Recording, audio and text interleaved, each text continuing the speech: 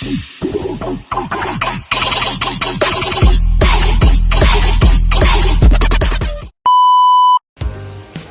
hello mabuhay, this is me, yours truly, Jeffy Debon, and welcome to my YouTube channel. And today's video, it's eating time. Yes, Madam Pepoy and Micah Angry Bird. Kumain po ako sa isang restaurant ng Samgyeopsal na ako lang mag-isa. Well, review ko lang po about sa restaurant. Yung restaurant is malinis naman and then magandang tingnan. As you can see sa background ko, may pa-Christmas light po sila. And then, yung food naman nila about dun sa pork ng Samgyeopsal is okay naman, malambot, and then crunchy kapag tama yung pagkakaluto yung dahon nila. Yung lettuce is fresh, and then yung kimchi, and then yung side dish nila, kimchi, yung marble potato, and salad, and sisig, and chicharron, bulaklak. Hindi nyo lang makikita dito sa aking live or dito sa aking video yung mga side dishes nila, guys. Kasi marami yung side dishes, and then ako lang nag-video and gamit ko lang itong phone ko na pang-edit ko. Madlang Pepoy and Micah Angry Bird. Ang review ko lang about sa mga side dishes nila is about dun sa kimchi. Yung kimchi is ayoko siya. Although favorite ko ang kimchi, and then sometimes gumagawa ako ng sarili kong kimchi on my recipe, and then my homemade kimchi. Nasasarapan talaga ako, and even kapag bumibili ako sa mga Korean store. Pero dun sa restaurant na kinainan ko na ito, yung kimchi nila is maasin, kaya ayoko siya. Unang tikim ko pa lang sa kanya is ayoko na kasi maasim. So hindi lang halata sa video na naasiman ako, kasi syempre nagre-record tayo, nagvi-video tayo, hindi natin papahalata na hindi masarap yung kinakain natin. Pero na-enjoy ko naman siya kasi kahit ako lang mag-isa, dahil yun nga, dahil dun hindi lang naman lahat is hindi masarap. Yung kimchi lang naman talaga yung ayaw ko. As you can see naman na yun, kahit hindi ko siya masyadong type, is kinakain ko pa rin, syempre kasama siya sa unlimited na kinain ko. So bawal yung magkaroon ng leftover kasi may charge ang leftover, kaya kahit ayoko siya, kahit naasiman ako, go pa rin, laban pa rin, is kain pa rin ako, Madlang Pepoy, sa kimchi nila. Ayan, kung nakikita nyo man sa video ko, is ang laki ng subo ko, ang laki ng bibig ko. Ay, kasi yun, ang sarap talaga. Favorite ko talaga ang Samgyeopsal. Gusto ko nagsa-Samgyeopsal. Kaya ngayon, kung magpapansin nyo sa aking YouTube channel, mga ka-Angry Bird and Madlang Pepoy, is halos is magsa-Samgyeopsal dahil dito sa around dito sa Mabalacat is sinusubukan ko yung mga Samgyeopsal restaurant. So, ayan, yun lang ang masasabi ko. All in all, Madlang Pepoy and Micah Angry Bird is na-enjoy ko, and then nasarapan ako.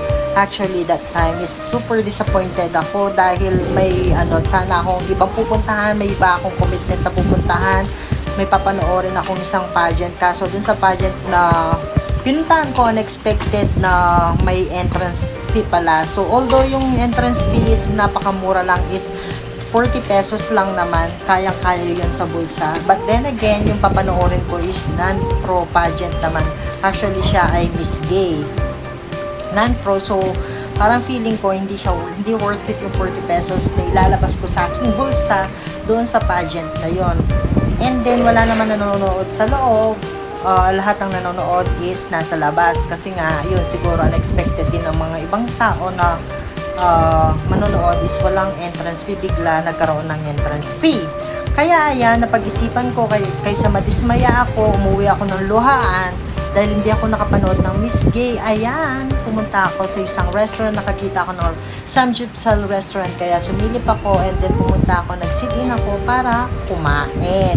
Ayan guys, kaysa madismaya, disappointed ako, kumain na lang at nagpakabusog ako, Madlang Pepoy and Micah Angry Bird. But wait, baka nagtataka kayo kung bakit nag-voice over ako ngayon, nag-voice record ako ngayon, kasi walang volume and walang voice yung video ko. And then wala kayong maririnig na nagsalita ako sa aking video, kaya ayan, ginawa ko na lang ng voice over and voice record na lang. Yan, mag-feeling muna tayo na magaling mag-voice over. Mag-feeling tayo napakagandang boses natin. Madlang Pepoy and Micah Angry Bird. So, ayan. Dahil dito sa aking voice overs ng voice record is na-review ko ang aking pinuntahan na restaurant. And then, gusto kong i-mention yung pangalan ng restaurant. Kaso nga lang, nakalimutan ko kung anong pangalan ng restaurant na ito na pinuntahan ko. Along dito lang sa area namin, malapit lang siya. So, ayan, siguro next time na pupunta ako, mag-a-ask ako ng mga staff. Actually, nang pumunta ako dyan is, ako lang mag-isa talaga nilang customer, walang ibang customer. But, wait, meron pa pala akong na-order na iba sa kanila is yung, tawag dito, yung milk tea nila is napakamura, 100 pesos, buy one take one na siya. Napakasarap ng milk tea nila. Nagustuhan ko yung flavor na nirecommend nila sa akin na best seller daw nila yon. And then, sorry ang haba na ng talak ko sa inyo, madlampe pa yung mga ka-Angry Bird. And then yun, gusto kong bumalik pala para tikman ko yung ramyun nila. Kasi may nabasa ako dun sa menu nila is meron silang ramyun. Gusto kong tikman din yun. Dahil mahilig ako sa noodles, mahilig ako mag-noodles, mahilig ako sa ramyun. Yan. Hindi naman lahat ng Korean food is gusto ko. Basta pili lang. And then yung mga gusto ko is, syempre gusto kong tikman and then i-share ko sa inyo. And sasabihin ko sa inyo yung recommendation and review ko about sa mga kinakain ko para alam nyo naman, di ba?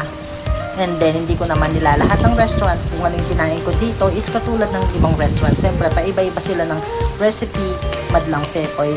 So, this is it, Pansit, Madlang Pepoy, and my ka-Angry Bird. This is the end of our video or voice over. And then, enjoy and keep watching. And please don't forget to subscribe and click the bell button to notify you every time na mag-upload ako ng video. Thank you so much. God bless everyone and keep safe. Thank you so much.